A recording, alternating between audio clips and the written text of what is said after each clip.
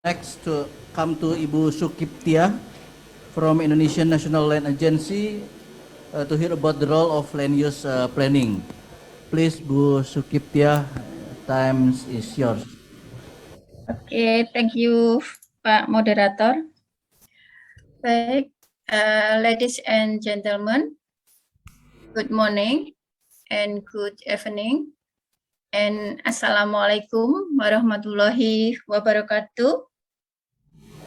Before I thank you for inviting me in forum discuss about climate change. And today I will to elaborate about land use planning to support Indonesia landscape approach and emission reduction target. And background, so Indonesia has a wide variety of land use, ranging from the most extensive, such as complex agroforestry resembling forest, to the most intensive, as monoculture and seasonal farming system. And the 2019 Intergovernmental Panel of Climate Change, IPCC, report explained that land declaration is one of the driver of climate change through greenhouse gas emission and a reduction in the rate of carbon sequestration by Levy et al. 2020. As response the challenge of global climate change, the Ministry of Agrarian and Spatial Planning contribute to land use management with based on the principle on integration, efficiency, and effectiveness, harmony, balance, sustainability, openness, conscious land use management. And the purpose of land use management, number one is regulating the control, use, and utilization of land for various need for development activity in accordance with the regional spatial plan. Number two, actualizing the control, use, and utilization of land in accordance with the direction of the regional function in the regional spatial plan. And number three, actualizing land order will include control, use, and utilization of land, including land maintenance and land use control. And number four, assure legal certainty to control, use, and utilize land for people who have legal relation with the land in accordance with the regional spatial plan.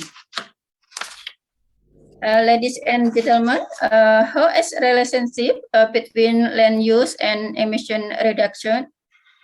The diversity of plant species in various land use or land cover has the ability to absorb and store carbon that varies because of the different types and activity and land use management by the surrounding community give rise to diversity, plant density, and different and management, thus indicating different in the value reservoirs carbon in X land as land use are covered.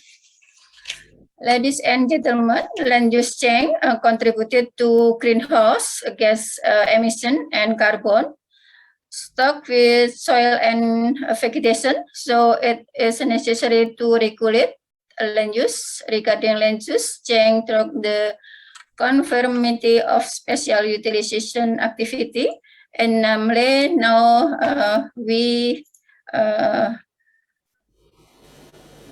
can name the KKPR atau kesesuaian kegiatan pemanfaatan ruang, And with a land technical consideration, we namely PTP, pertimbangan teknis pertanahan, and acting as instrument to control is an important aspect in KKPR consideration in according with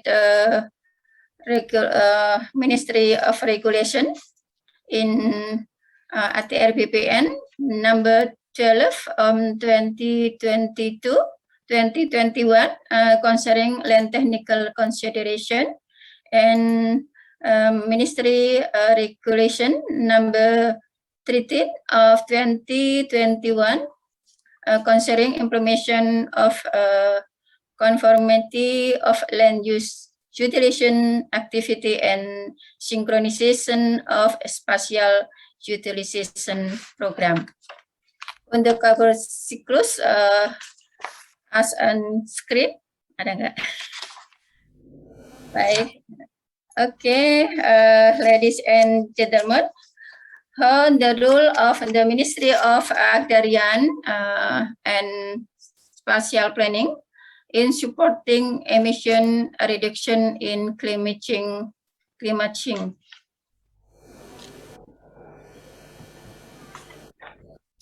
Number one, referring to the National Action Plan for Climate Change Adaptation, the Ministry of Agrarian and Spatial Planning plays a role in the aspect of ecosystem and spatial area relation. Number two, in the aspect of ecosystem relation, the Ministry of Agrarian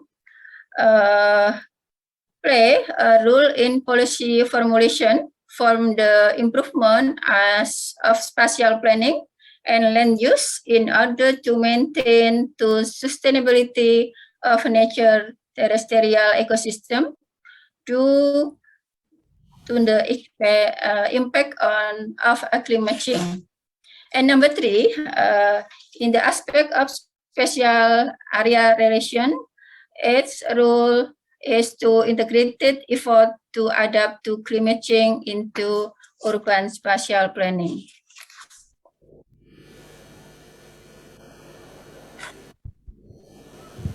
Proof in the aspect of ecosystem relation, the ministry plays a role in the policy formulation for the improvement of spatial planning and land use in order to maintain the sustainability of natural terrestrial ecosystem due to the impact to climate change.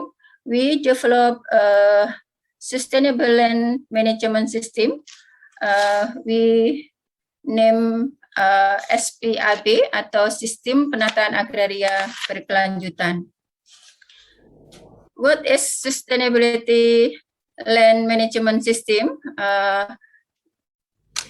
Bisa dilihat di gambarnya, Mas. That is flowchart the sustainability land management system.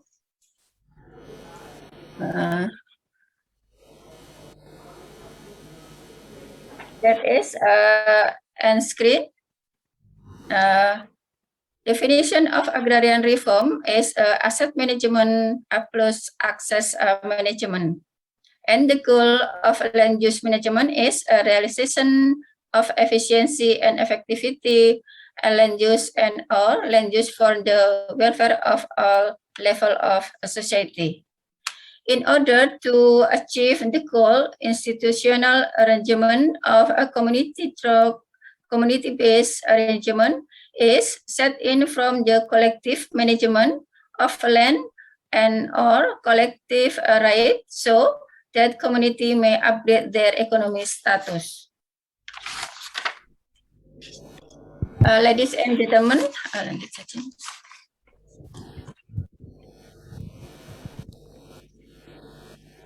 To do President direction, the Ministry of Agrarian developed an agrarian reform scheme and program development. This displayed two activity. Number one is asset legalization and land redistribution. for 9 million hectare. So today, total asset legalization covered an area of 6.99 million hectare. Our progress is 155%, and total land redistribution today 1.3 million hectare or 29%.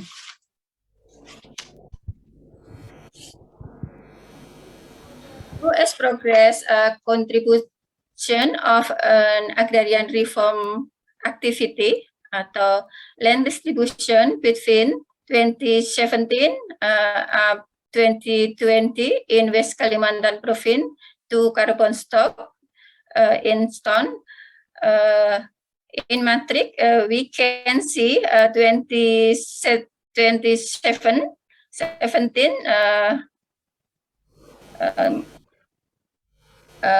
stock atau carbon stock is 55.577.